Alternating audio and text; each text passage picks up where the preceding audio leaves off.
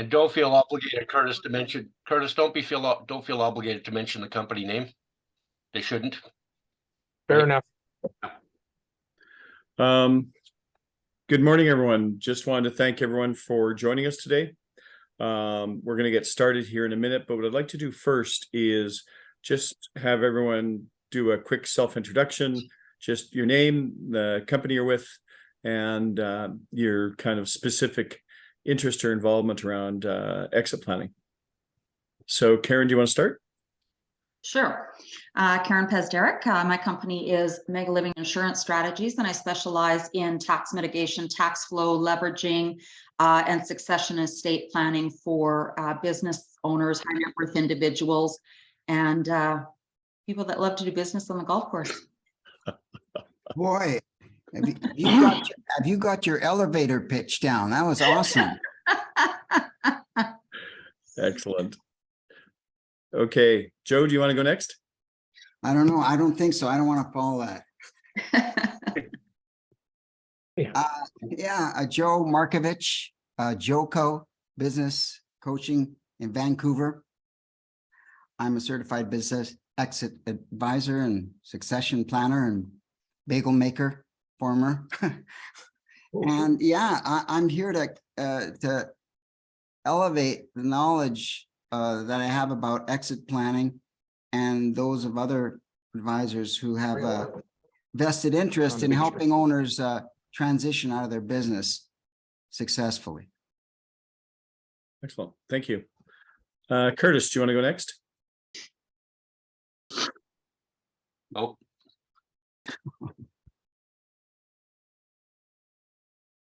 You're sorry, muted. Curtis. There we go. Okay. Curtis Buck, Grey Wolf Advisory Services, contract CFO, strategic planning, working with clients. And I have clients with me today. So looking forward to hearing the event. Excellent. Thank you. Marty, do you want to go next? Sure. Marty Tascona. I'm focused on three connected areas. One of them is deal coaching. The second is value from both the sales, marketing, and realization standpoint. And thirdly, we'll call it expense reduction or a focus on profits. Not just growth, which is nice, but you're not making money on every deal. Could be a problem. But that's what we do. Thank you. I could expand, but Yep, that's good. That's perfect. that's his Right. part. Jan, do you want to go next? You're muted.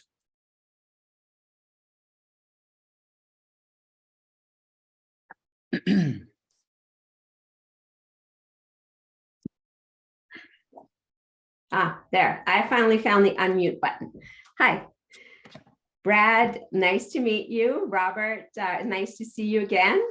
My name is Joanne Odette, and I exited my a business that I co-founded more than 20 years prior, just a couple years ago. And I'm looking at getting involved and help other business owners that want to do the same. And I think we were fortunate to go through a successful exit. It sounds, the more I research this, the more I see that it can be challenging for many businesses to successfully transition. So I'm not going to say that it was easy for us, but we had a good plan and a good process, and it worked out great. So I'm looking to see how I can help others do the same. Excellent. Thank you. So I'm going to jump in here and get us moving. I'm basically in Treaty 7 land, so I'm not going to name out all the names and insult people's pronunciation. I'm just going to acknowledge my appreciation and respect for First Nations rights and their generosity in sharing these lands with us. Okay, in terms of today, there's basically 6 components we're going to go over. So exit planning 101, just kind of an overview. really what I want to focus on there is why, and why it's so critical. And why a lot more business owners need to be aware of it and to be proactive on it. Then we'll go into the owner's exit plan. And there's 3 components to the owner's exit plan: personal legacy, personal financial, and then the business financial. So we'll kind of go where each of those fit and what's involved in those. And then exit options, deal structure, tax planning, things to consider. And then the business growth transformation. Because typically in the business financial plan, the personal financial plan, most business owners' wealth is tied up in their business. So you've got to extract, and that's the whole purpose of the sale, that value from the business in order to set yourself up for the next phase of your life. And typically there's a gap, and bridging that gap is where you need to make some changes in the business to appreciate that value. So those are the sections we're going to go through. Basically, our philosophy as Mexit and all of the partners that we work with is every business owner has put their life into their businesses. You know, it's a labor of love, and typically for pretty much every business owner I know, it is a life's work. And how do we ensure that they have a great exit? Because we believe they've earned it through their blood, sweat, commitment, and the sacrifices they've made to be successful. So knowing why, you know, at the end of the day, when we actually look at the data and the statistics, this comes out of the Exit Planning Institute, BDC, and some other different sources. Basically, 10% of business owners have the exit they really hope for. 2/3 fail to sell or transition at all. Small businesses, 2/3 of small businesses shut down. Only 20% sell that are put up for sale typically. And of the ones that do sell outright, they typically see about 50% of the value they expected. So when we kind of put all that together, the other things that we hear from people who have sold their businesses is it was a lot more time and a lot more effort than they ever expected. And the degree of involvement quite often is again not what they expected or anticipated. In a perfect world, you get a check and you get to go have fun doing the next thing. And it very rarely turns out quite that simple. So 1 in 10, those are odds that the average business owner really doesn't want to be facing. 75% of owners have remorse in 12 months. So it's typically in retrospect, they didn't feel they really got kind of the fair value. Or quite often, as we see what happens, and I've known numerous business people, they get it bought out by somebody much bigger. And quite often, everything changes in their business. The people aren't looked after, or the way they're treated changes. Or I know companies like Spitz, which had a huge brand, got bought by Americans, and basically the Canadian operations were completely shut down. All the people who they had looked after and cared for all those years got laid off.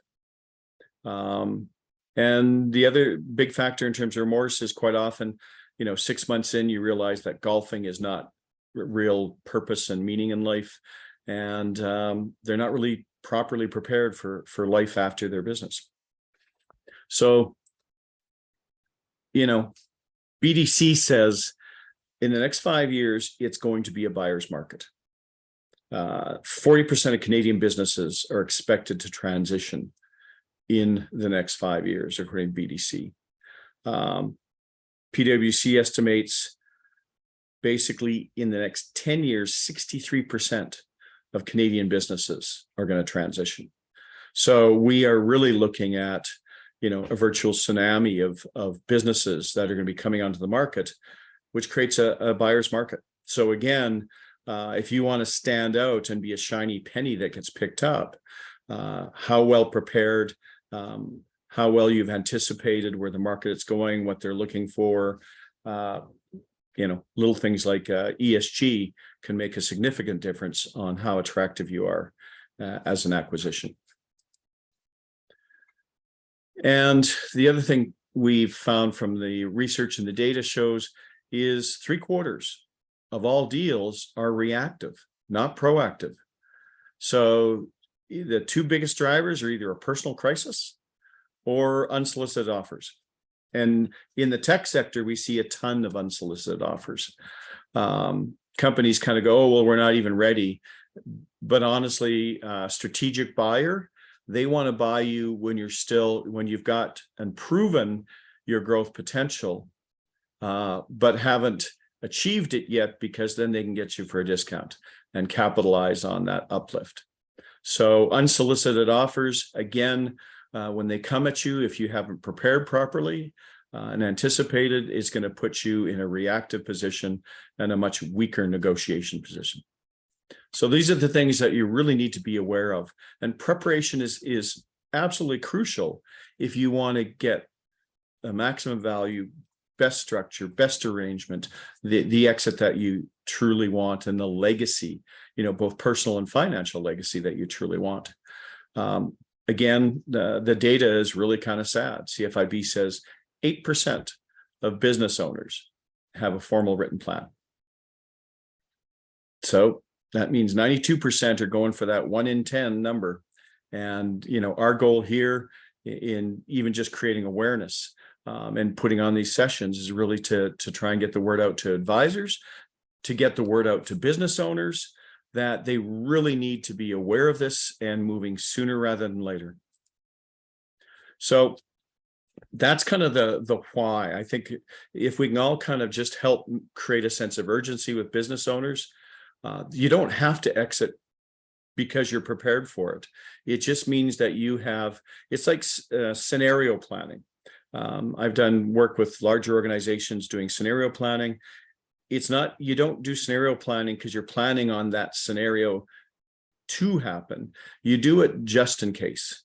And you do it because it makes you much more agile and puts you in a much more of a control position strategically for your business overall. So let's look at exit planning in terms of the way it's structured. When we look at somebody wanting to get out of a deal, if you look at the books and the literature, everything kind of focuses around the deal. How do you need to kind of clean up your books? How do you need to present your business? But everything is really primarily focused on the deal. And yet, in fact, the greatest opportunity you have is the period before the deal, which is when you can really make a difference in the value of your business in preparation for a deal. So that phase before the deal, we call the maximizing value phase. And this is where, like I said, you can actually create, if you've got new technology, innovation, you don't have to show 10 years of track record and growth. You just have to show that it's got growth potential and a proven market demand. So, depending on how much time you've got, more time, you can pretty much equate to more opportunity to build value in the business. Once you say, I'm ready to sell my business, you pretty much crystallize the value at that point. You're really not going to grow it once you start into looking for buyers and negotiation. So the next phase is really the transaction phase. This is where you want to make sure that you've got great advice and great support, and it's about getting the best sale price in post-tax dollars. And that post-tax dollars is really critical, because a lot of times we talk about EBITDA and multiples and all of these nice big numbers, but at the end of the day, the only dollars that are really going to matter to you are the ones you get to keep. So you'd better have analyzed and figure out what is the best option and how do I need to structure for the option that gives me the best outcome in money I get to keep. And then lastly there's a phase after the transaction where we're really transitioning from the previous owners to the new owners. And again, there's a need. The buyers are looking to extract all the value they can from you as a seller. So there's usually a transition period that's got some sort of retainer some sort of clause to make sure they're harvesting all the relationships, all of the IP, secret sauce, everything that they can possibly get to set them up for growth and for maximizing the value of the acquisition they made. So again, you need to kind of plan for what you want that to look like, both as a seller and understand what the buyers may be looking for as well. So the next thing that we want to frame out is that as a business owner, you don't just need one plan. In fact, you really need two plans. So the owner's plan is specific to the business owner themselves personally. This is about their personal wealth. This is about their legacy. This is, it's really about how they want to impact the world personally, and what that is, what the value of that is to them. And that's unique to them. It's typically not something they share with outsiders. Quite often they don't even share it with their family in terms of, all of the aspirations they have for their business. And then honestly, the business itself is not been set up to create a legacy for the business owner. The business is there to create value for customers and to be a viable, long-term, ongoing concern in and of itself. So when we look at preparing for an exit, the owner's exit plan is specific to them, and that needs to be developed and executed on. But with the business, we don't execute the owner's plan. With the business, what we really want to do is to create maximum value in the business. We just want to go in and create a great business. So normally what you want to do is create a business growth plan and execute on that. And you want to get people in the business excited that you're empowering them to take the business to the next level, to create something that really has their fingerprints on it, that they can be proud of and grow value in. So that is a very different plan. And a lot of business owners, I know when in initial conversations we have with them, sometimes struggle to realize which hat they're wearing when we're in discussions. So separating those two plans, and quite often what we find is the business owners are reticent, and what we see is one of the major reasons that they delay and put off getting their plans put together is they're afraid that their interests in preparing for an exit may leak into the business and may cause the business damage. They're afraid it's going to distract people. They're afraid that people are going to wonder about their own careers and their security and what's going to happen.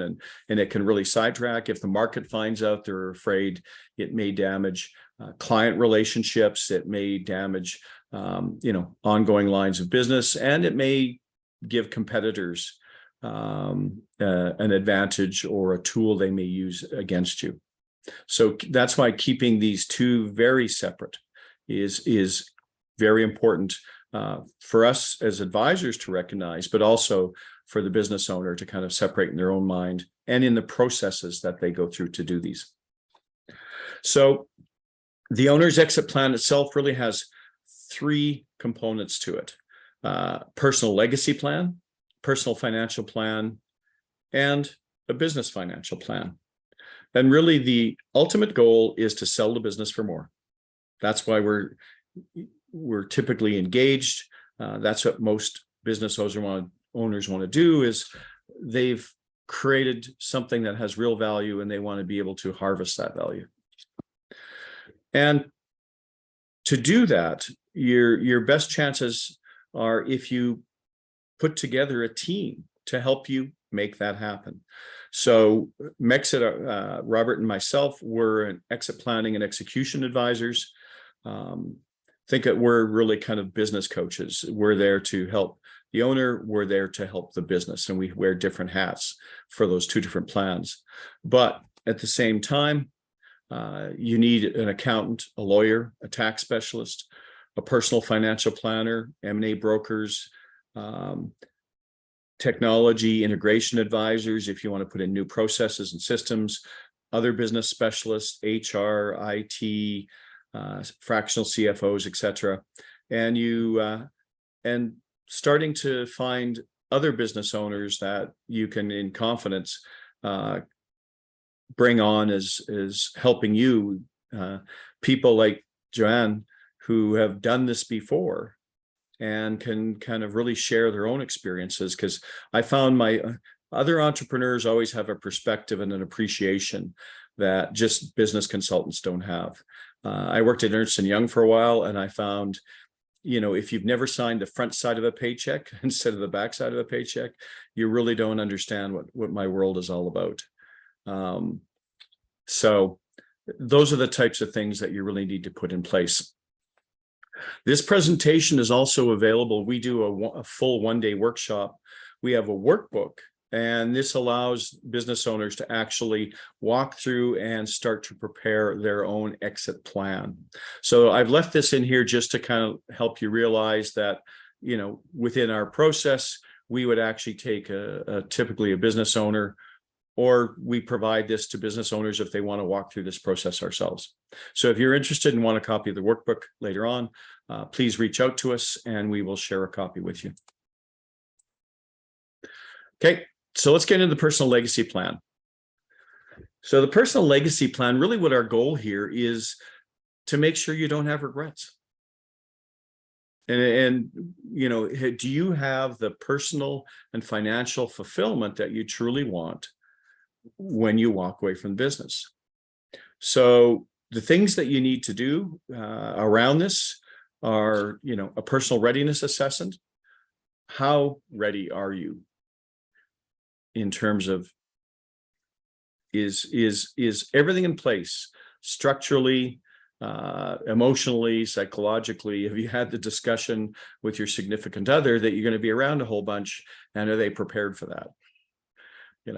All of these types of things may sound small, but they're questions and discussions that need to be addressed. In terms of legacy, what's the legacy? What is it that you want to leave behind for your family, for your employees, for your customers, suppliers, partners? How do you want to be perceived in the community, the business community that you've been a large, player in growing and building?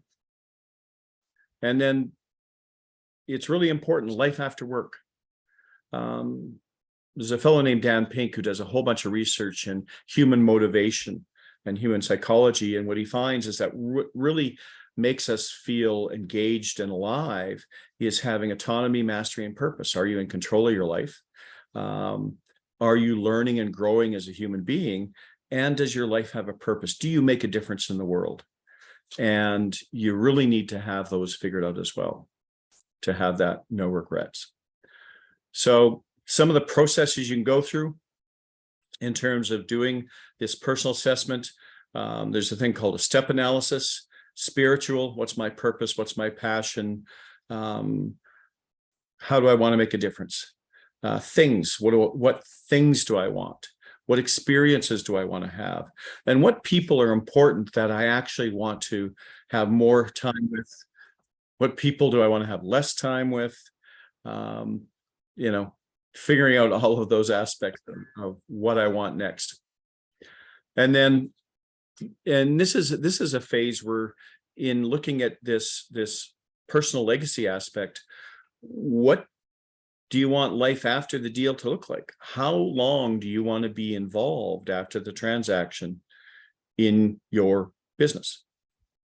So thinking about this early up front, because what you want in your life and the kind of lifestyle you want and the kind of terms for your after the deal are really going to overlap significantly at this point.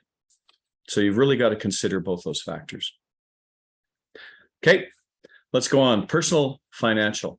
So in terms of the personal financial, really what you're looking at in this process is looking at what is your current income and wealth. Financially, what is your position today? And then what a personal financial planner is going to do is help you figure out all of the sources, all the details, get it documented. So you've got a real number there, not just I think we're okay type of evaluation. And then what you want to put together is they're going to help you put together a plan for what the next phase of your life looks like. What are going to be the income needs to support that life? What wealth is going to be necessary to support that life? And typically what we find is there is a gap. Again, 80 to 90% of most business owners' wealth is tied up in their business. So your current wealth is really, with the business not having been liquidated, your business wealth is really not something that you can incorporate into your current wealth position. And so I've got to figure out what kind of wealth do I need for the lifestyle I want after, and what do I need to do to get there? So in terms of personal financial planning, this is where you really want to bring in a professional. When we work with business owners, we outline what a personal financial planner is going to look for in terms of information, but you want a professional to help you document and get real numbers nailed down, budgets, forecasts, expectations. This has got to be down on paper for you to be properly prepared. So what are your lifestyle goals? The financial plan and forecasting, income, spending, savings, investing, risk protection. How are you mitigating risk? Because all of these plans are good. The wealth growth you're going to do in your business is great until something, a personal crisis happens. So how are you protecting that wealth? And then what is the gap? Analyzing what is the gap and what do we need to do to bridge that wealth gap between now and what I aspire to. So know what you want. Make sure that you're working long enough to get yourself to the outcomes and the goals that you set. Ideally what we want in our business is we only want to be in our businesses, not because we're stuck there, but we're working towards the goals and the outcomes that we truly want. And we're there because it still fills our passion and it's still truly meaningful to us. So design the life you want. How much money do you need? What are the things that you want to experience that really make you happy? And putting all that together, you need a documented lifetime personal financial strategy. How do I get from today to the future I want on paper? So typically, when you engage with a financial planner, these are the documents that you should be receiving out of that arrangement.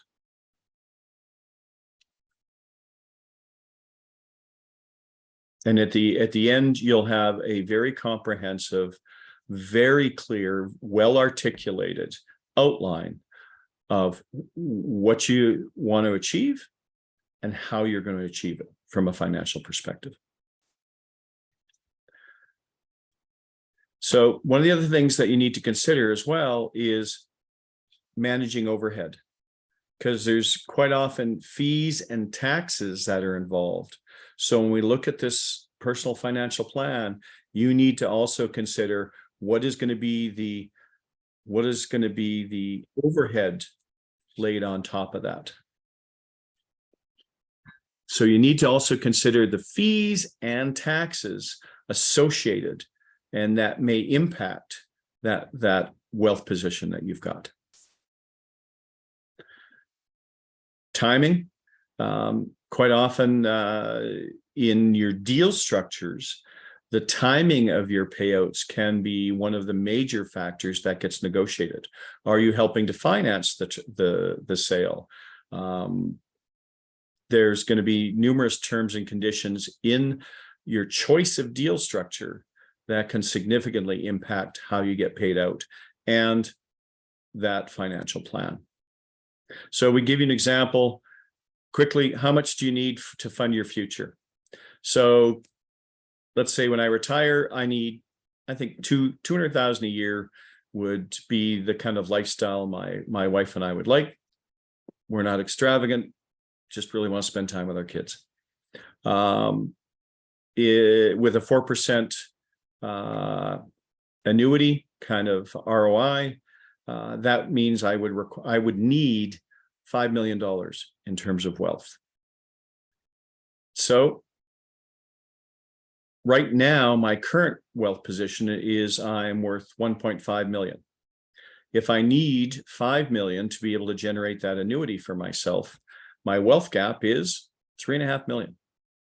So in other words, when I go to look at my business, I need to be able to get 3.5 million after tax out of my business to be able to fund this lifestyle.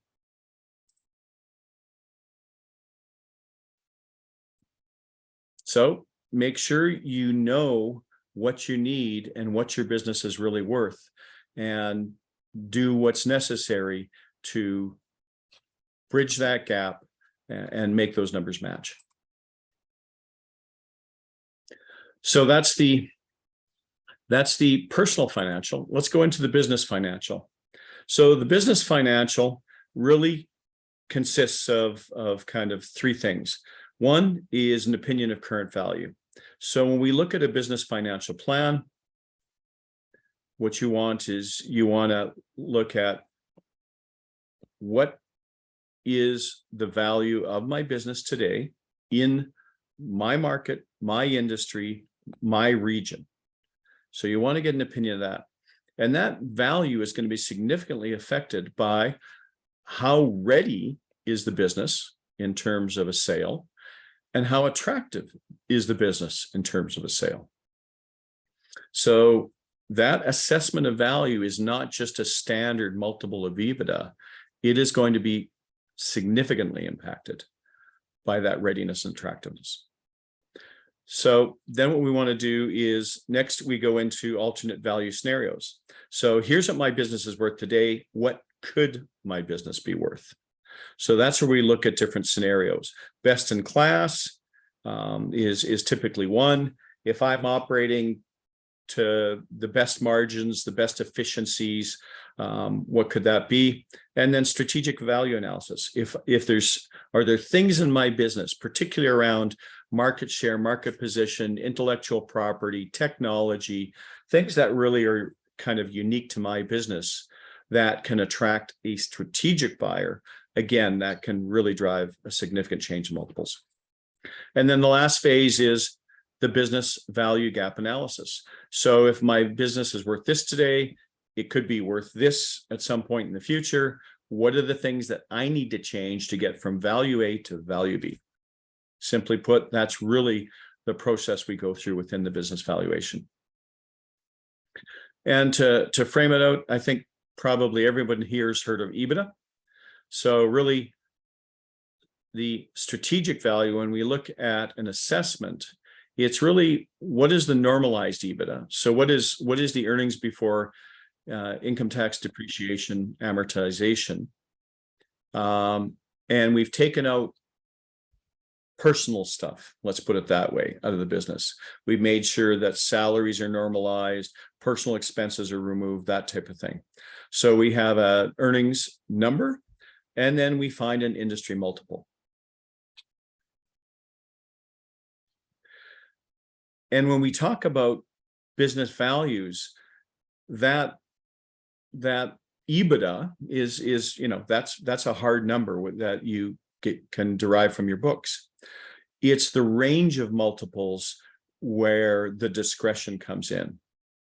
So you don't control how big the range is. That really just comes from data and history within your industry and sector. What you do have control over is where you fit in that range of values. And this is where, are you best in class? Are you exit ready? Are you exit attractive? Those become big factors that determine where you fit in that range of multiples. So let's give an example here. So we have a company, and basically their current performance, the multiple where they would fit is 3.1. So in terms of their readiness, 52%. So they're kind of middle of the pack. Attractiveness, 58%. That's not bad. Expected value, 970,000. So that would seem not bad, but in fact, if we look at the industry average, they're a little bit below average. So if they can get themselves up to industry average performance in terms of EBITDA and in terms of attractiveness and readiness, then they can add another 50% to the value of their business. Then we go to looking at, well, best in class. Best in class, if they can get themselves up to that, significant increase in EBITDA. So we're talking doubling the EBITDA. They're at 9%, the best in class in their industry at 18%. Then improving their exit readiness, exit attractiveness, they're looking at a 5.5. So we're talking from just under $1 million to $3.5 million. That's the kind of impact you can have. And that doesn't take into account growth. We're talking about them holding a steady level income level. So you can change that valuation number even more if you can put in the changes that actually grow value and grow revenue in the business. So that should give you same company, same sales, higher value. It's because we're moving by making changes in the company in terms of operational excellence, organizational structure, et cetera, we're significantly moving the value in the business. And we talk saleable value. We have the multiple, we have that financial performance, and that's really kind of the multiples is really building purely off the financials. But there's a big aspect in terms of non-financial. 80% of a company's value can be attributed to non-financial. Human capital. Do you have a great team, and is that team staying in the business? Or is the business dependent on you? Because these are either going to add to the value or they're going to be major factors that subtract from the value. So, customer capital. How well positioned you are in the market? How much risk do you have? How concentrated do you just have a few customers who are, or 20% of your customers, 80% of your business? Do you have recurring revenue models? Do you have long-term agreements? So how you're positioned with respect to your customer base is 20% of your value. Structural capital is, do you have processes, systems, standardized policies, intellectual property, data, history? These are things that, again, they de-risk a purchase and investment in the company, because if you don't have these, then if these are in somebody's head and they go away, that puts the company at risk, significant risk. This has got to be documented, systematized, and that, again, adds real value to the business. If you don't have it, again, you're going to take a haircut in the value. And then the last is social capital, your brand, your reputation, your image, what people think of you. It's amazing how often, in the books, it may show up as goodwill, but ultimately in negotiating a sale price, which is what a strategic buyer is going to be looking at with you, that brand and reputation can be absolutely critical.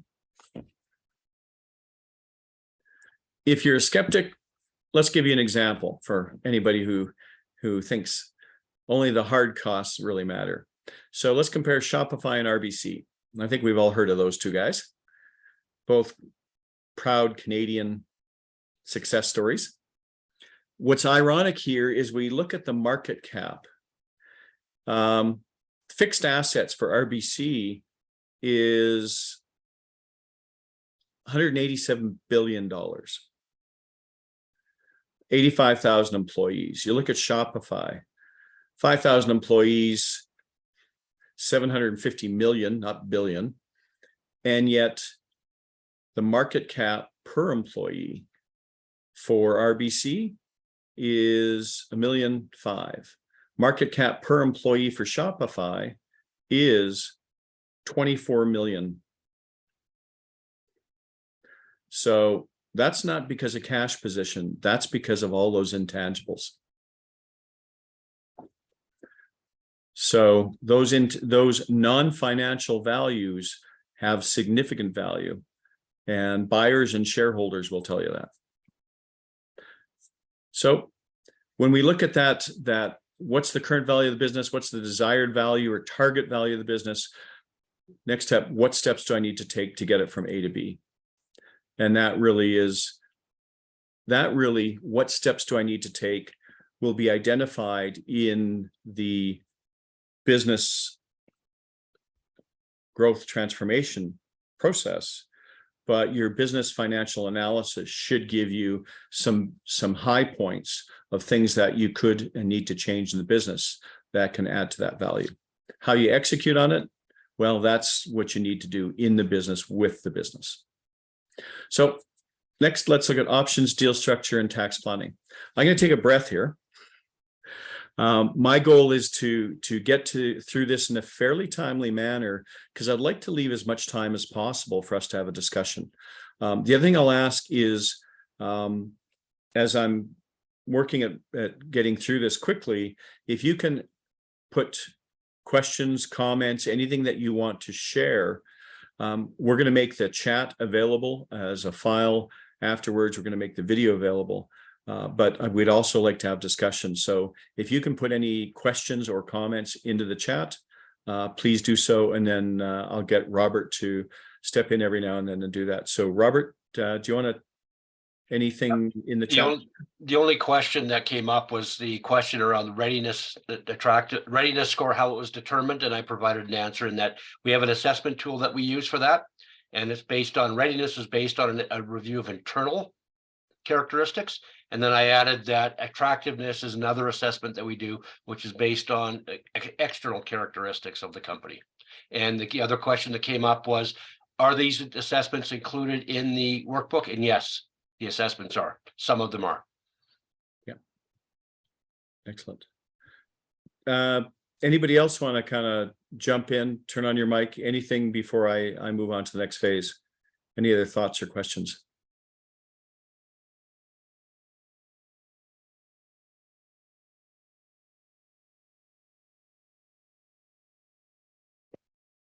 Okay, I'll keep plowing ahead.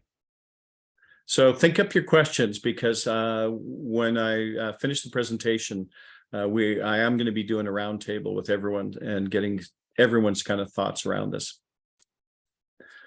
So when we look at exit options, it's not as complicated sometimes as we make it seem. Really, your two primary options around in terms of an exit is you can either sell it externally or you can sell it internally.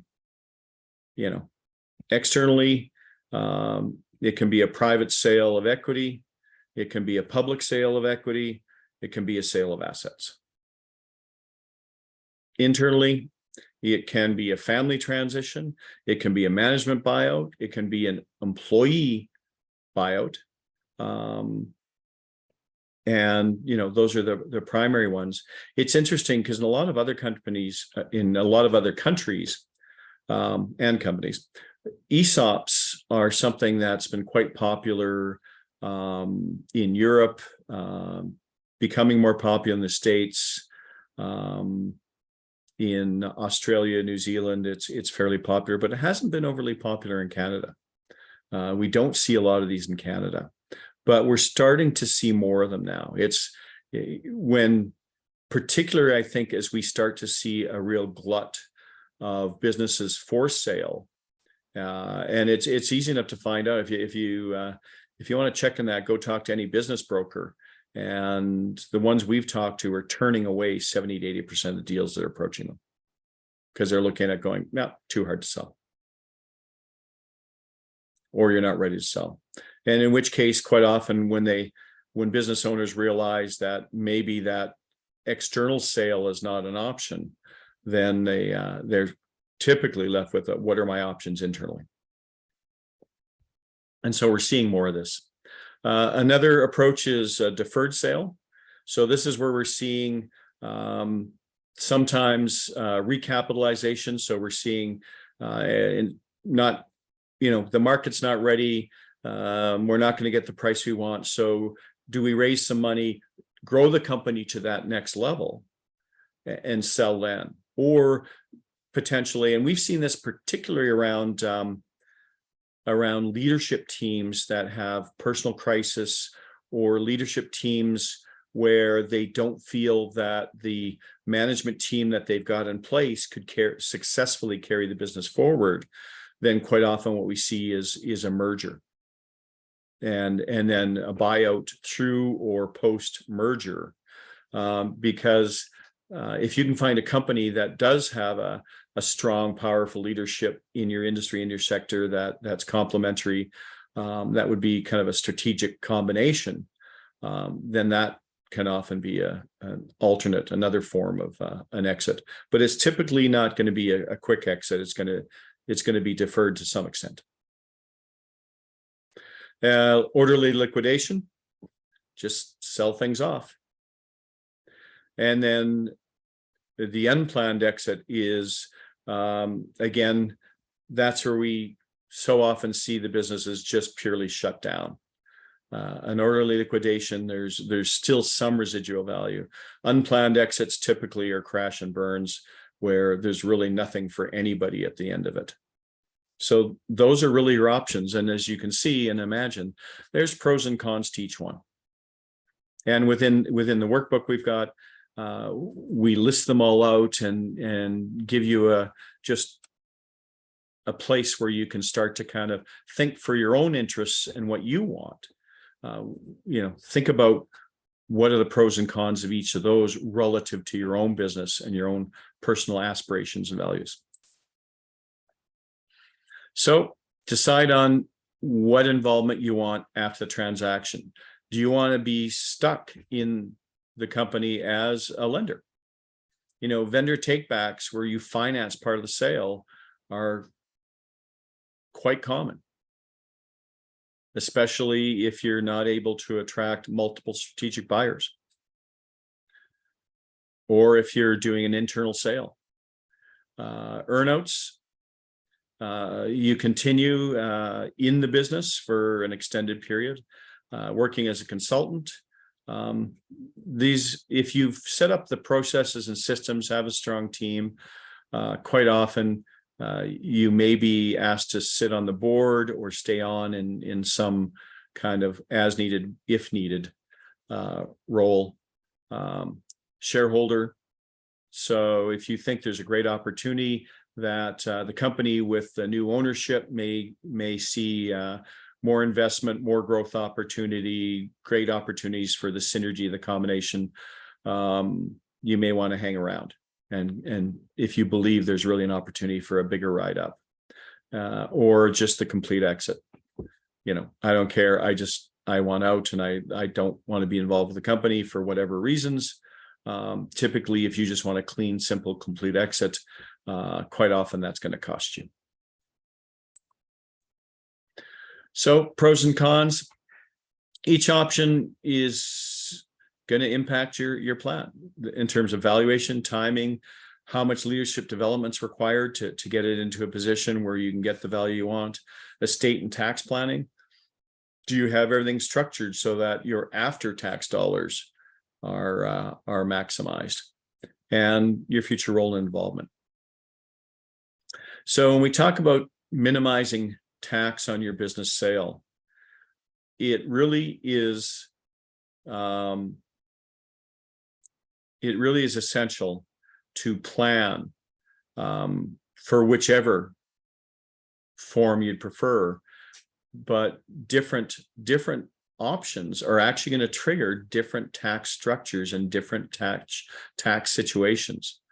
So again, you really have to get together with the right experts. Do not, I've sold 3 of my businesses, Robert sold businesses, we've bought businesses. Each one of us has got our experiences, but that sure as heck does not make us tax specialists, particularly with the way the government has been changing requirements for small business tax regulations, lifetime capital gains. These things are all changing. It's a moving playing field. So you really need to get the best advice you can get around this. And the farther in advance you do it, the better off you're going to be. Because ideally, if you've got a whole ton of cash sitting in your company, that can be a real poison pill in a potential sale.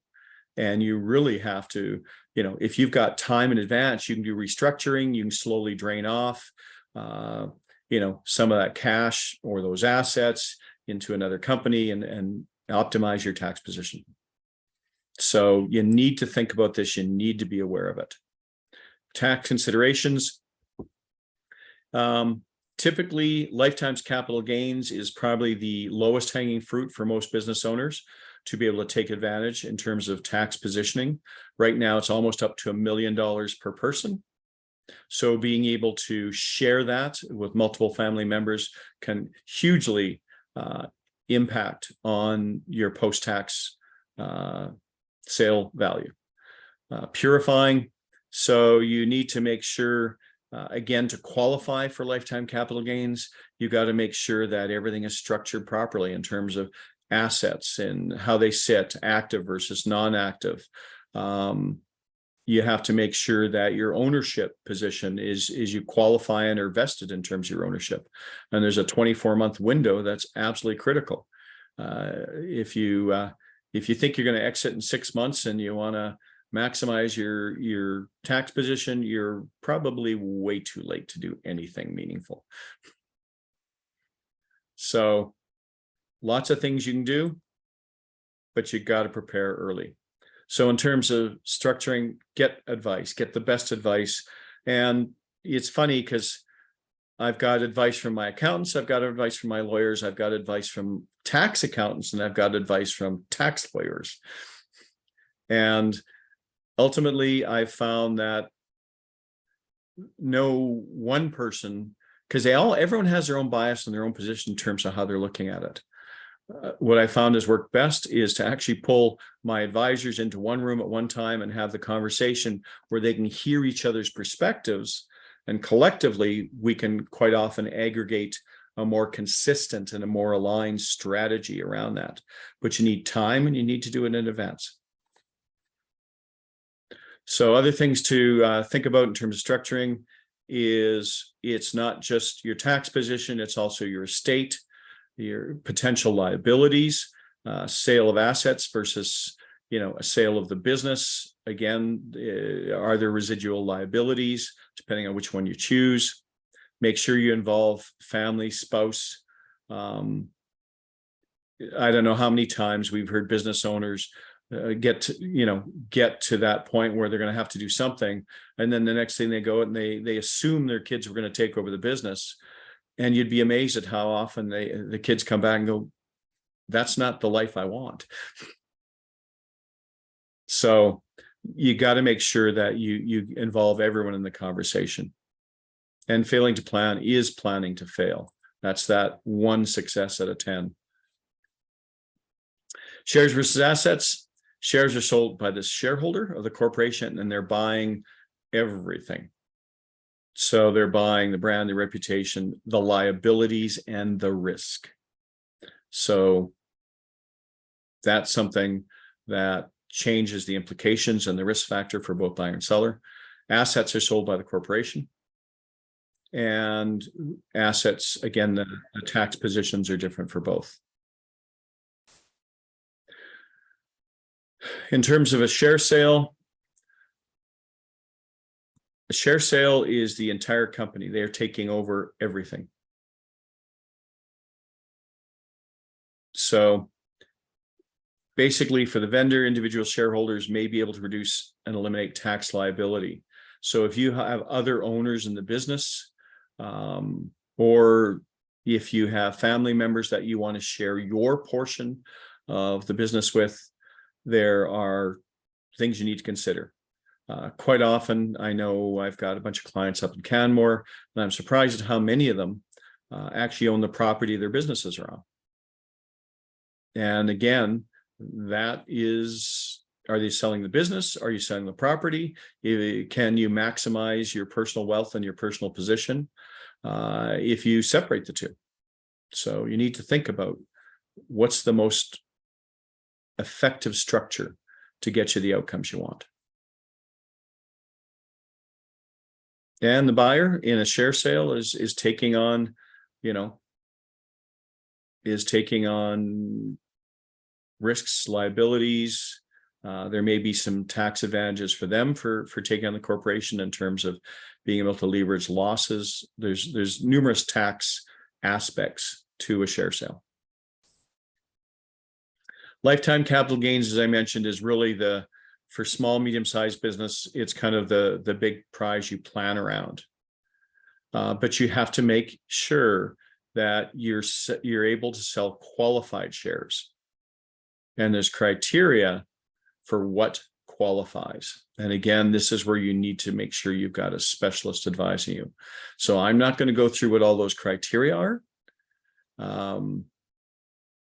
because I'm not a tax advisor, I'm not a lawyer, I'm not a tax specialist. We'll kind of hint around it. They're only available to individual shareholders. They're not available to a corporation. Anyway, it can be structured, but you really want to make sure, if you can involve more of your family to be able to multiply that lifetime capital gains, whatever you can do to structure it and qualify for that are things that you need to be looking at.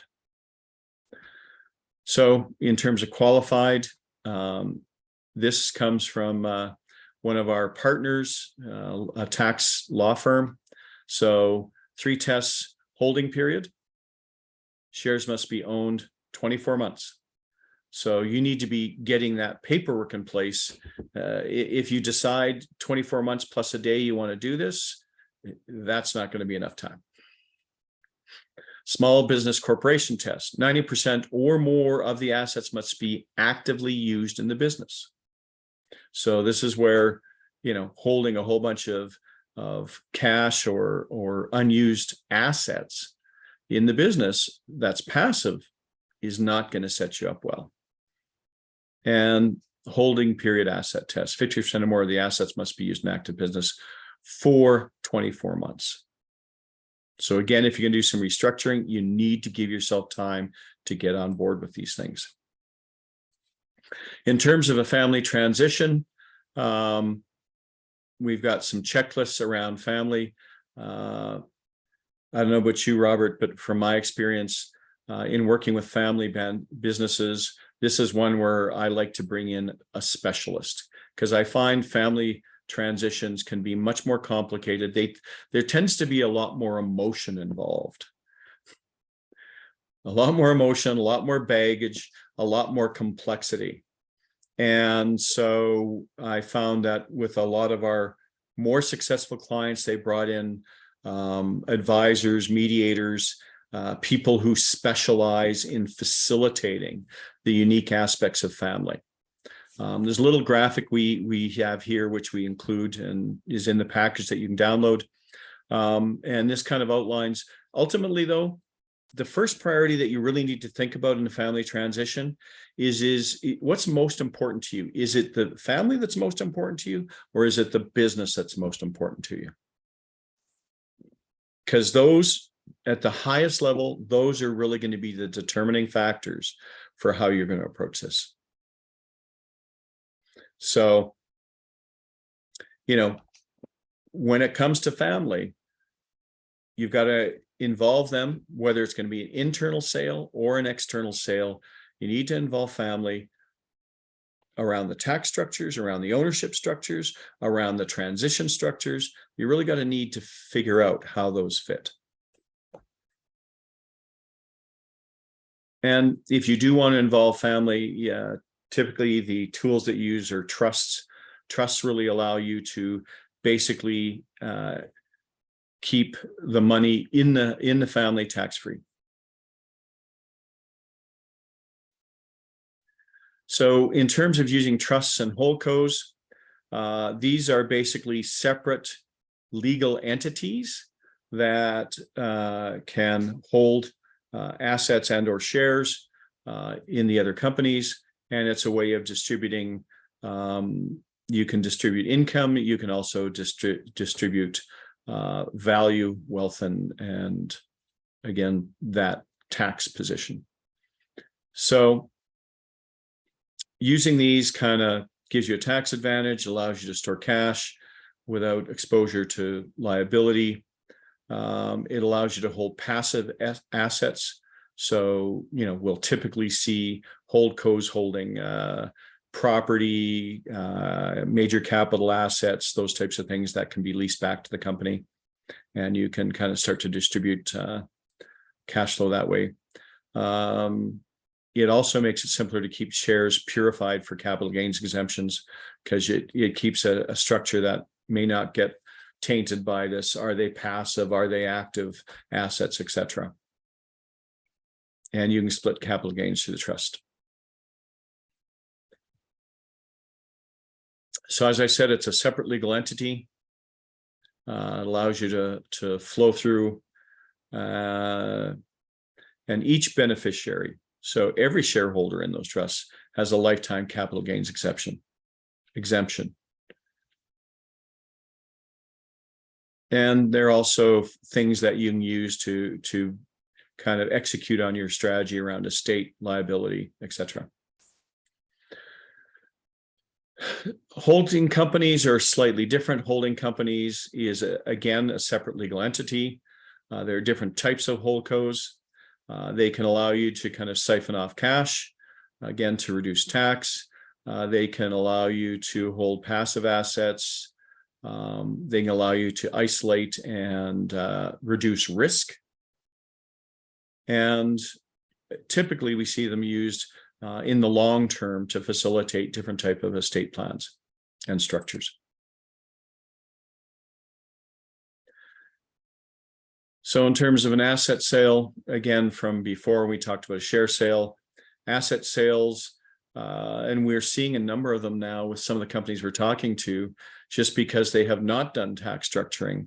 And so because the tax implications with the way the companies are structured, we've seen a number of deals lately that are asset sales purely for tax reason, because they're sitting in a position where there's too much cash, there's too much in the business, and they're going to take too big a tax hit if they do a share sale.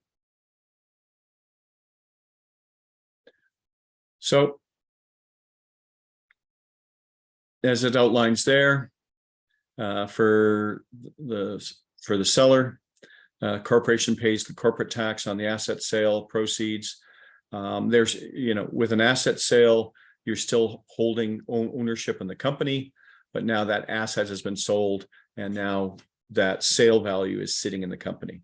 And then you can manage it from that point, but also recognize that in your company now, you've sold all the assets. Those are probably now passive assets you've got left in the company if it's just cash.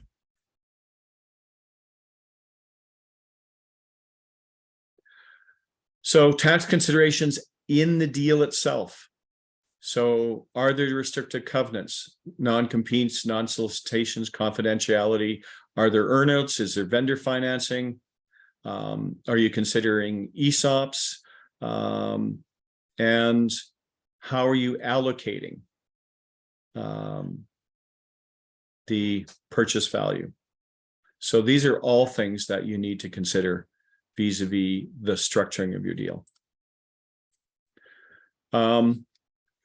Quite often, once you've structured your deal, basically you're at the point, you're working with a broker. They've ideally brought to you multiple interested buyers, and now you're into the phase of negotiation.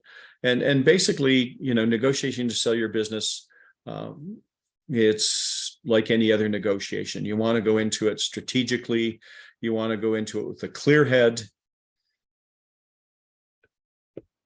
Check your emotions, hold them in check. Don't take things personally. Really think about the end goal that you want and stay focused on that. And if you can kind of prepare yourself and go into it, and again, if you prepared yourself properly, you will be in a situation where you've got multiple interested buyers, and that really puts you in a much more powerful position to negotiate, and to be able to set the terms that you truly want. So, in terms of these negotiating tips, I'm not going to read them all out. I think you can read them, but it really is kind of the standard stuff you do for negotiating any contract or any deal. I think what's harder, though, is for a lot of business owners going into it and kind of coaching yourself and mentally preparing yourself to take the emotion out of your business. Robert likes to say, one of the big challenges we have is we have to let people know your baby's ugly. And nobody wants to hear that. But the fact is that, a buyer does not have the emotional attachment. And so you've got to be a good negotiator. You've got to remove that emotional detachment so that you can just negotiate on kind of a rational to rational basis. And that's going to get you a better value and better terms.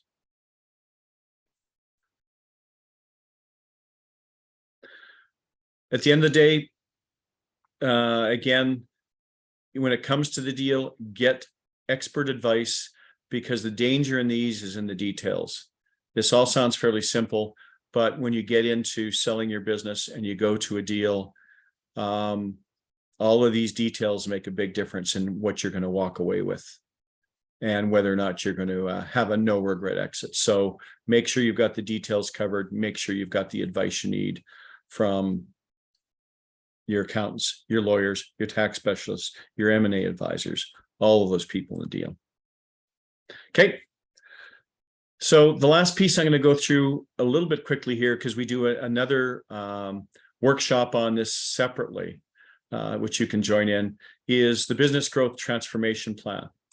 So as we talked about before, when it comes to actually taking your business from its current value to the potential value that you really want to realize, that is really setting the business up so the business is able to function and in fact grow and thrive regardless of the ownership. So when we talk transformation, it really is transforming the business so it goes from being dependent on the founders to being self-sustaining, self-propagating, where you've created a business that really you can continue to add value for, but it doesn't need you to survive.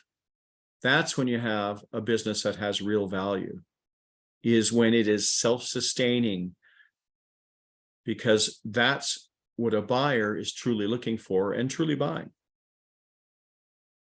So that typically takes a transformation. So in this, we have a business growth transformation program. When we work with a leadership team, it's about taking the business to the next level. They're not thinking about your exit. They're not excited about your exit.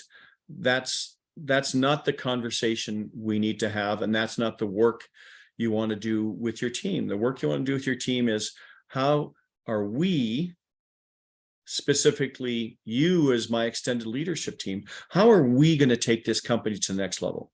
Which means they have to have a hand in and be a major part in every aspect of this process. We call it know to grow to transform. So it starts with them having a hand in the vision, and then developing the strategies, executing on the strategies, and building new habits and new patterns so that the company can sustain that growth and sustain those disciplines that make it bigger and better and more successful and more valuable. So when we talk about growth being transformational, quite often there's triggers that are great reasons to kind of get us to take this business to the next level. If we're bringing in, as we talked about, let's achieve the potential we really see in our business, and let's get everyone involved in making that happen. So new strategic initiatives, this new vision of the company and what we could be and want to make ourselves into, getting an extended. So quite often the owners are really the decision makers in the company. But if you want to scale and grow the business, if you want to be 10 times bigger, then you actually have to empower a much bigger leadership team. You have to cascade leadership, and you have to get yourself out of doing things, and your business needs to become growing other people to be able to do things, and mentoring them to be able to grow the people under them to be able to do things. That's how you create an exit ready company. That's how you create a scalable company and drive that growth to the next level.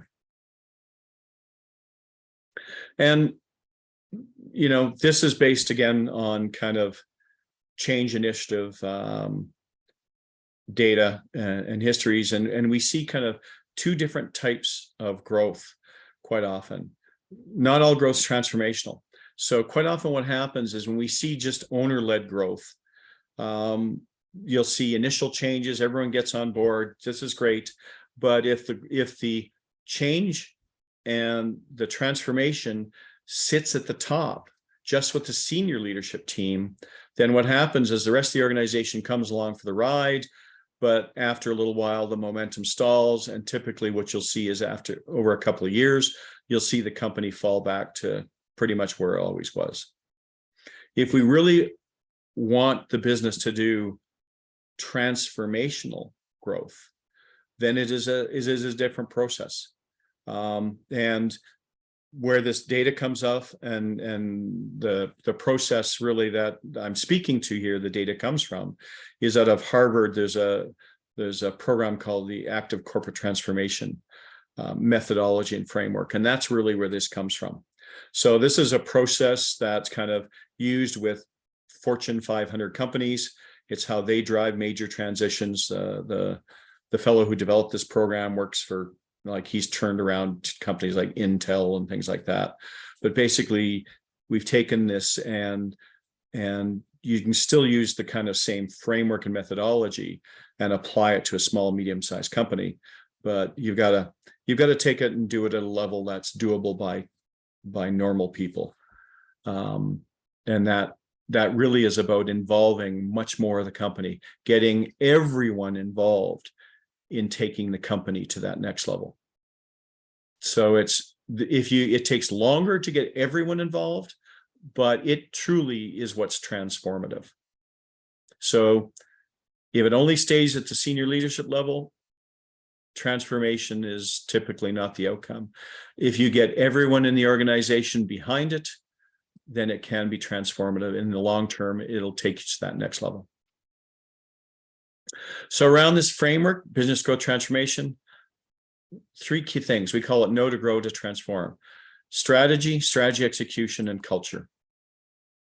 So the kind of tools you want to access around strategy, we call ours Agile Growth Transformation Process. That's this program out of Harvard. If you've heard of EOS, the Entrepreneur Operating System, Scaling Up, etc., there's a number of methodologies, and most of them build off of the Rockefeller habits and you know, the disciplines for strategy execution. So there are a number of frameworks. I don't care which one, but what you want to do is find one, and it's the discipline of using it and applying it consistently and across the organization. So find a process, and that process, all of them will always start with strategy. So you want to do strategic planning, visioning, target market strategy, value creation strategy. There's a whole, there's many aspects to strategy, and you can't do them all at once.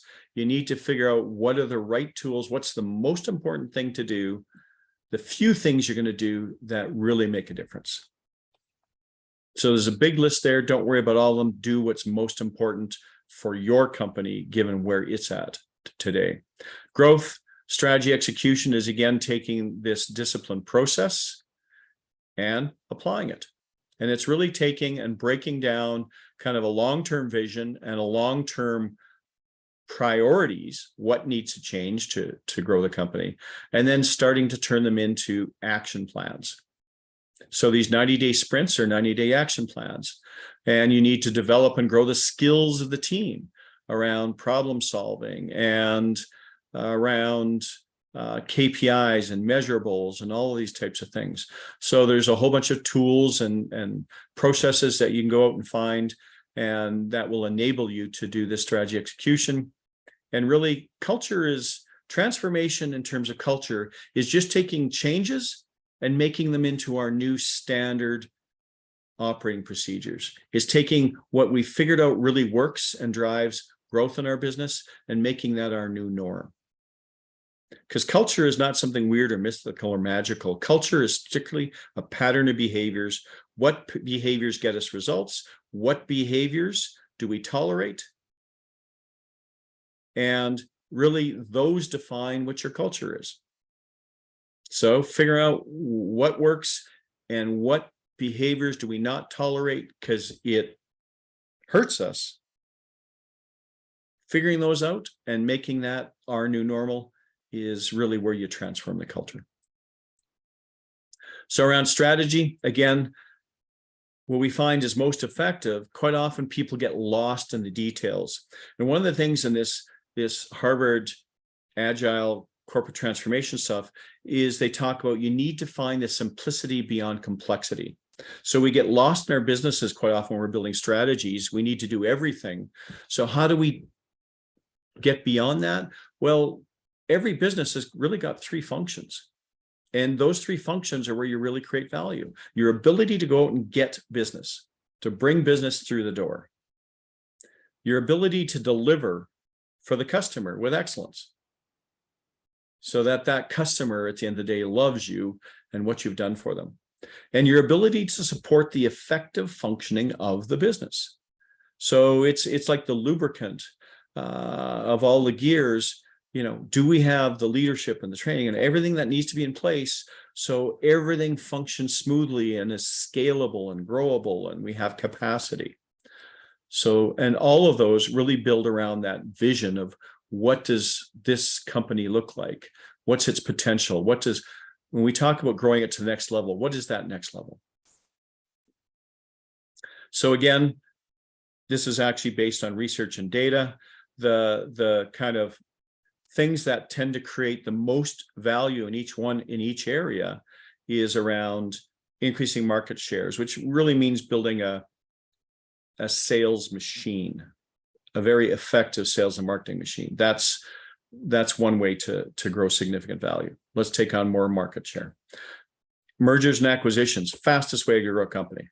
One of my clients, when I first started with them, they were equipment dealerships, and over a period of 10 years, they bought 85 other equipment dealerships, and they went from about 300 million to about $1.7 billion through mergers and acquisitions. So you want to grow fast and you want to grow big, great strategy. Recurring revenue models, new products, new markets, innovation, new IP. Those are things that can create huge multiples. And those are the areas that create the multiples that you see in the tech companies in those sectors. Deliver, it's really about how do you grow customer level, operational excellence, increase quality, speed, efficiency, reducing costs, creating that experience for the customer that really drives customer loyalty. And in terms of support, organizational restructuring, leadership growth, policies, procedures, KPIs, data, systems, all of those things grow significant value and enable you to scale and grow. And then the last one we've got here that's a little different and has really kind of come up in the last 3 years or so is if you want to attract money and you want to attract buyers. A huge number of buyers these days are private equity. And private equity today, the number one criteria for their investment, non-financial, financial still number one. Let's be clear. Number one non-financial is ESG, environmental social governance. So let's keep going. In terms of strategy, again, there's a whole bunch of tools you can find and use, but you want to build, it starts with the vision. You want to understand how is ESG, how is that going to fit? Is that going to impact on your vision? Because ultimately we want to attract money, whether it's to invest and grow or to buy. Target market strategy, value creation strategy, growth marketing, pulse of the customer, competitive analysis, business environment analysis. These are all exercises and disciplines that you want to be able to incorporate. ESG, why is it so popular? Because this is where society is going. First off, buyers and investors are now using ESG as a major criteria. Customers, we're finding the energy industry, for example, every major company has now got an ESG policy, and their suppliers in the next 24 months, if you want to stay selling to them, you need to have a policy and a strategy and eventually a report on this. So it's going to be critical just for your client base. Talent, you were finding that the younger you are, the more this is a big factor in who they want to go work for. And if you want a social license to grow, again, ESG is now one of the tickets to be able to achieve that. In terms of strategy execution, again, building from the vision, people, process, skills. In terms of the people, making sure that you've got the right people on the bus, the wrong people off the bus, the right people in the right seats, and you've got all the tools and processes in place to be able to ensure that discipline, not just with your leadership, but across everyone within your organization. So there's, again, lots of tools you can use around doing that. In terms of the process, so people, in terms of process, having a process like EOS, like our Agile Growth Transformation, they all, again, have the same type of things: 90-day sprints, weekly scrums, team problem solving, change management tools, using KPIs, dashboards, accountability, and performance management are the big components consistent within those. The process, when you jump into doing this, you usually have a launch phase, and then you have kind of lather, rinse, repeat cycles we call sprints that you continue to do through this. So in the launch phase, you really want to confront reality. You want to get focus. Let's do more on less. Let's just focus on the things that are really going to drive transformation for the company. You need to get everyone in the leadership team to be aligned and engaged, and they have to cascade that down through the organization. You have to come up with a plan around that.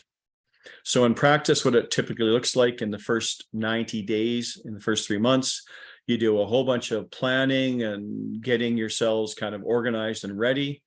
And then you basically start to launch and execute. You set up 90-day goals of what you want to achieve, action plans, and then you hold yourself accountable on a weekly basis.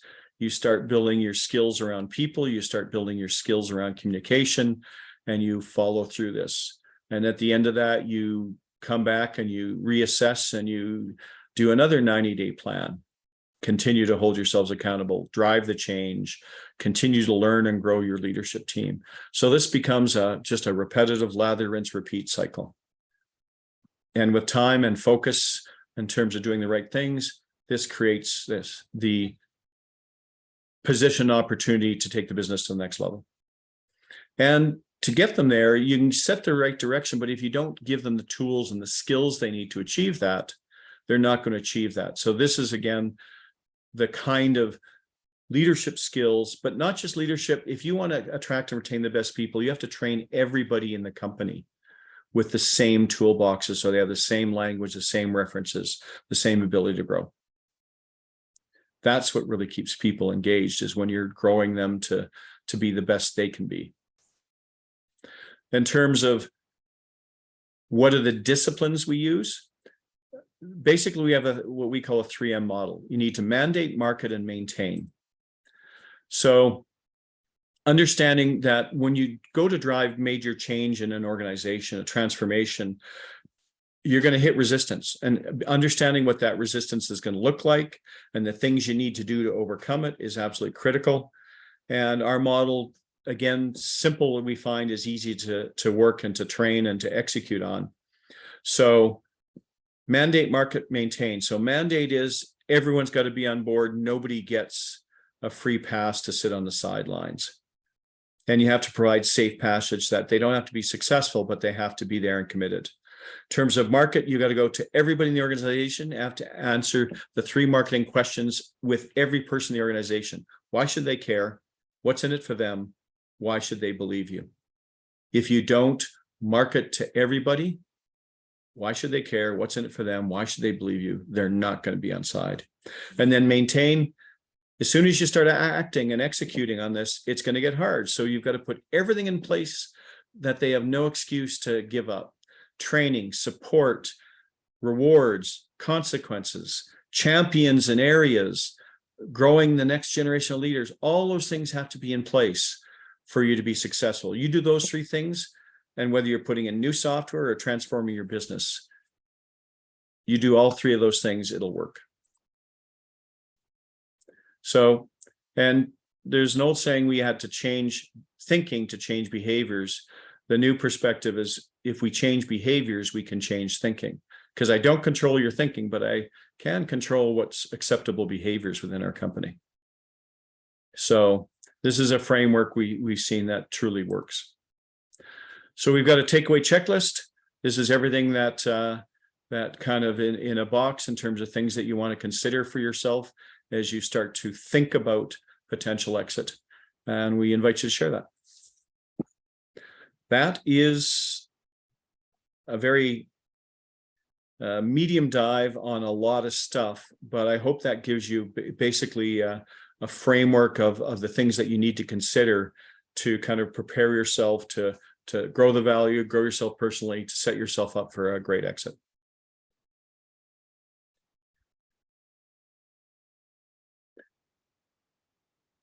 Robert? So a couple of things that came up. One question really was more related to Mexit than it was the material, and that was, do we continue to work with the new owners to assist the new owners once a transition has happened? And the answer is yes, we can. I mean, we've helped develop that team, so in many cases, we can also teach the owner how to engage with that team more effectively. One comment was not a lot of great information, no real surprises for this individual, but they're wondering why there's what we have found is the most challenging working in this field. And quite frankly, it's the discipline and having a framework that you can actually use with the client so they understand where they're starting, where they're going, and having a disciplined execution process to keep them on track. Because it's the discipline piece that people fall off with. And those are the two big questions that came up. And we had one comment about, making sure you build that 2 IC and the 3 ICs, if you will, all the way down the line. And that's just building resiliency and depth in the company. Yeah, absolutely. And then the other thing I want to add, the biggest challenge we found is creating a sense of urgency for business owners. I mean, so many of them we talk to, they just put it off and put it off and put it off. And and then they hit that personal crisis or unsolicited offer situation, and now they're fully reactive. Yeah, and real change takes time. It does not happen overnight. Yeah. If you want to embed the behaviors, the positive behaviors of the company, you have to have a discipline that keeps those people on track for a period of time, so it becomes habit. Yeah, absolutely. So Curtis, from your perspective, any questions, thoughts, any feedback? Within our circle, we're already talking too fast and distracted. So yeah, but and nothing we'll put on the record for the time being. Yep. Thank you. Yeah. Well, all the material and everything will be shared. If you'd like a copy of the workbook, let us know. We'll make it available to you. Can I say a couple things before? Yeah, absolutely. People are interested. One, just overall, great presentation. Well presented. As you know, I've been around this for a little while. I think you hit on really all the high points, and you made some, you made some valuable information available to people here, which I think can, be used to help themselves or help their clients if they're business owners. The one thing that I was thinking about is the reluctance of owners to take steps towards exit planning, and your mention about that apprehension that they have. Mm-hmm. I've seen it myself in a situation with a recent new client, and this has been something that they have been debating about and talking about for years, about the fact we should do some planning, And it wasn't until they finally got started, or they made the decision to actually do it, that things started to fall into place. And realized that the owner's biggest obstacle was he wasn't excited about the future. He wasn't excited about his future. You know, he had blamed it all on the things that were around the business that weren't needed fixing, that the boys weren't ready, that this wasn't that, you know, there's too much to do. I can't do it, all that stuff. But ultimately, what we realize is he did not have as much energy and enthusiasm for the future as he had to hanging on to the past there. And I think if we can, you know, spend that time with them while they're doing all what you're doing, which is absolutely essential to increase transferable value, that they at the same time can be working to develop that vision, you know, that they're excited to get up in the morning and they're not, you know, they're working towards leaving the door now because they're excited about tomorrow. And I think that that's just something that I thought I would mention and add to the discussion today. Thank you, Joe. Great point. Excellent point. Ellen, do you have any thoughts or anything you'd like to share? I really enjoy these sessions, and I think it just helps as somebody who works with a lot of small businesses. It just helps clarify for me again the conversations that I can open up with them, the questions that I can ask, right? Create a little bit of that discomfort. Have you thought this through? And I know that statistics are sometimes mind numbing, but yours in the beginning where we can say, do you have a 5-year plan? Because 63% are in the next 10 years. Like that's as you said, it's tsunami. So I think as people who work with small business owners, that's a real prodding point for us to be able to say, I'm not going to do this for you because it's outside of my sandbox, but boy, do I know some guys who can help you get yourselves ready for that eventual exit. So I think it's just really powerful tools, and I love the slides, and I'm looking forward to checking out the workbook. Thank you. Karen? I think I mentioned it in the chat, but I really feel like so many times people feel like they have to know definitively that they want to sell their business before they want to engage in this process. And so I really encourage them to engage in it regardless of whether they know what they want their future to look like, simply because the worst thing, like I said in the chat, the worst thing that's going to happen is that you're going to streamline your processes, you're going to improve your structure, you're going to open up your options, and you're going to position yourself for maximum profitability. So there's no downside in that. And in that process, they will gain that clarity. If I may add to that, Karen, one of the things that I found when I was in the role that you are in right now, 20 years ago, is that people just didn't want to have the uncomfortable conversations around it. Totally. Right? And that means uncomfortable conversation around communication. Communication is key. Like if there's internal, dynamics that are people not getting along, they don't know how to get there.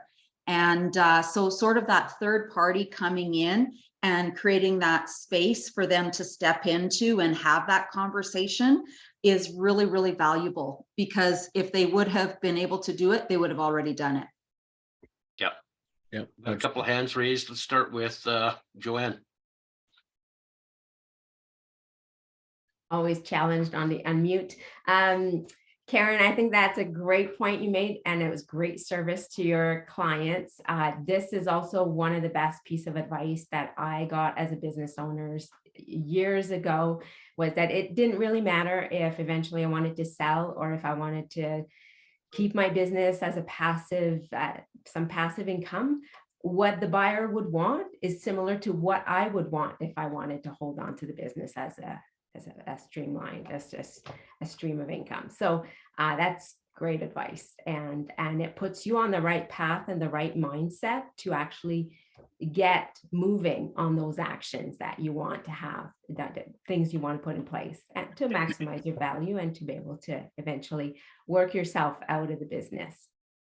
So yeah, I was the one that put out the question in the chat regarding what you're finding is most challenging dealing with people here. So I hear that people aren't necessarily looking at the future or are struggling with hanging on to the past, and we're always very reluctant to take on change. But I'm curious to see what others have seen also as the key predictors of success, with clients and with people moving forward with this and getting to a successful exit. Joe's nodding. Maybe he's got. Joe, you go ahead next. I'm just get so excited about these conversations. That's what got me into this practice in the first place. Is I 2 years ago I didn't even know it existed, and now it's the biggest thing in my life, my work life. Okay, but I did want to just tweak on something that you guys said, and again, this is a real life case here that's going on at the moment.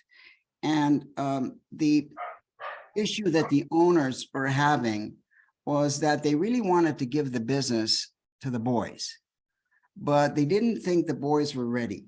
And quite frankly, they weren't. I spent some time in there and met them both and spent time with them. I understood that they weren't. So at the same time, they wanted to have long-term family stability and happiness around the Thanksgiving dinner table. So we had a real struggle to kind of getting to a place where how can we make it a win-win situation for everybody involved?